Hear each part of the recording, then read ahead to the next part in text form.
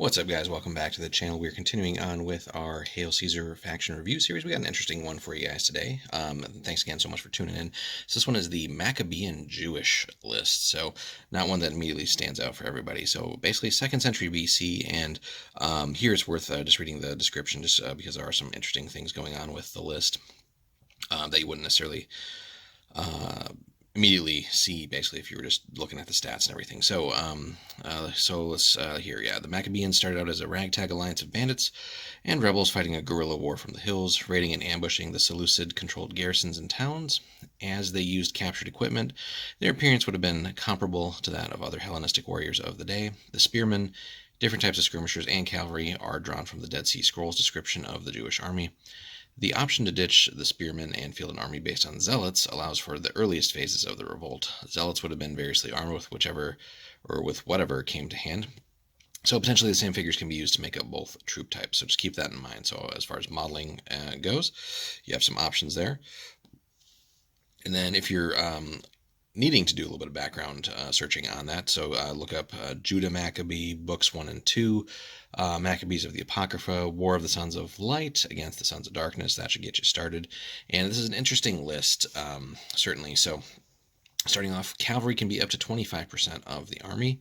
And then, however, light cavalry does have to be 50% of your cavalry. So if you maxed out your cavalry, at least 12.5% of your army would then be cavalry, or light cavalry, we should say. And then medium infantry or zealots, 50% plus of infantry. So at least half the non-skirmisher infantry units must be either medium infantry or, capital or there, if the army has no medium infantry at all, at least half the infantry must be zealots instead. A medium infantry based army can include zealots, but in smaller numbers. So then divisions here, also worth looking at. So 4 units excluding skirmishers and must be led by a commander as normal. Skirmishers 50% of the division. So let's jump in here. So this is not a small list by any means, but not super huge either. Again, it's you got to keep those distinctions in mind. So whether you're going with like the more zealot-based list or the actual medium infantry and things like that, and in many ways, a lot of this will seem familiar because again, it's sort of vaguely based on some of these Hellenistic profiles that we've been looking at for the last several entries here.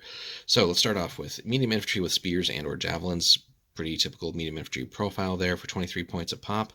But if we wanted to basically make them freshly raised, in other words, very green troops, so -1 point there, no other stat changes. Medium infantry with long spears and javelins, so again, going long spears there, 26 points a pop. And interestingly, that they do give us the option here to upgrade them into phalanx as well. So you have that, although again, just a medium phalanx, not your classic like heavy infantry phalangites or anything. But then zealots are interesting if you do want to go that route. So light infantry, so not the strongest of stats there, but with javelins, they do give them wild fighters and frenzied charge for 26 points a pop. And they do come with our basic 6+ save. We can go light infantry with bows as well, so there is a decent long-range component to this list. So your typical light infantry unit, not a small unit either, which is great. 20 points apiece there. Then we get into our skirmisher selection. So javelins as small units, pretty typical there. Slings as small units for a little bit more long range for 12 points. And then 1 bow skirmisher unit for 12 points as well. So certainly worth taking some more of the light infantry ones just to have plenty of bow fire there. But you do have that 1 skirmisher option as well. Medium cavalry then with spears and/or javelins, just a bog standard medium unit for 27 points there.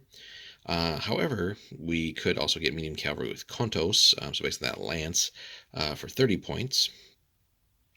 And then, interestingly, this list gives us heavy cavalry up through cataphracts as well, which I'll have to do some more reading on the Maccabean Jewish revolt and all that, but that does seem pretty generous here overall.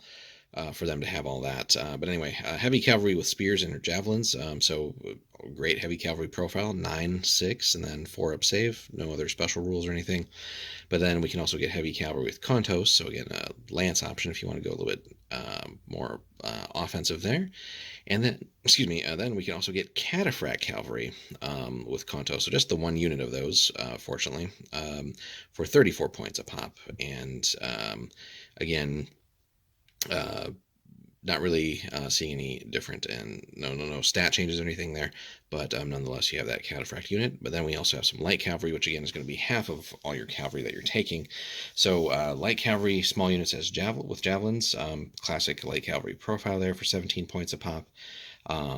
With they can do a little bit of work, but again, sticking them versus things that they can't handle is going to be fruitless, especially considering they're light units and you don't have access to feign flight or anything like that here. There's really no special rules in the cavalry department, so keep that in mind. But then light cavalry armed with javelins and bows and as small units, so that's pretty special there. And really would probably be my preferred unit of the two there. So I'm wondering if one of them was supposed to have spears instead of just javelins, but nonetheless, javelins and bows as small units, so mobile, long range firepower. So this list does get a pretty neat little component like that, and in quantity. So again, no special rules, but nonetheless, you have these in quantity. And then everything is leadership 8 as well. So something to keep in mind there. So pretty solid leadership just to be able to manage all of that stuff here. And again, you have quite a bit of stuff. So it's really going to come down to, do you want to have this be a zealot focused list, in which case you're going to be throwing lots and lots of these zealot units at people.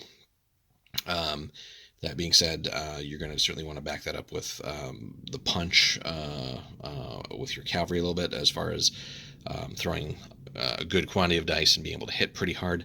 Wildfighters and frenzy charge is one thing, but it's still on a light infantry body there for the zealots, so that will certainly allow the casualties to pile on pretty quickly there. So, but nonetheless, basically, you almost get two lists in one here. Then, right? You can feel the sort of more early revolt list focused on the zealots with lots of skirmisher backup and some cavalry and stuff like that, or you can change it to the later one once they've acquired more gear and training and stuff like that, and it's almost like a pseudo successor kingdom style list where you have some phalanx type infantry along with a decent skirmisher selection, very solid ranged firepower in this list between the various bow options, and then your cavalry can you have like some of the best just generic cavalry, but nonetheless really some of the best cavalry profiles here.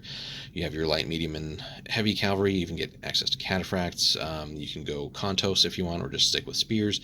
And again, that final light infantry, or not light infantry, light cavalry unit there with the javelins and bows.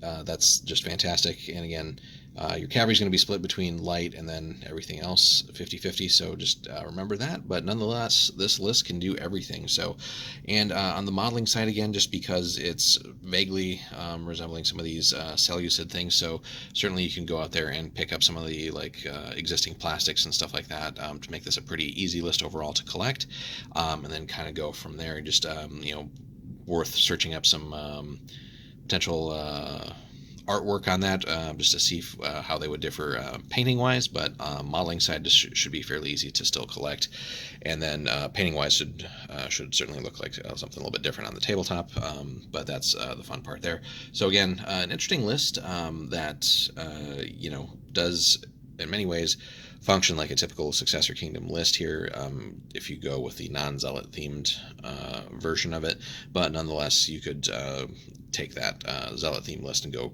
pretty crazy with that as well.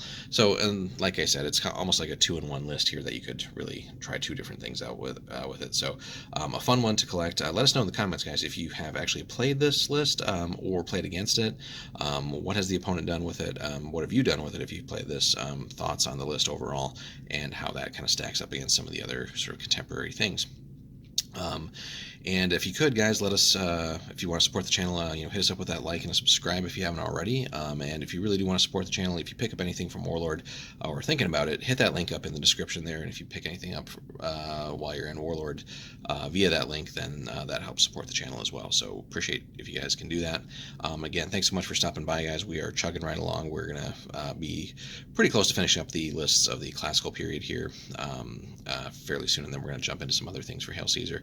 But nonetheless, thanks so much for stopping by again, guys. Hope you have a good one. We'll see you in the next one.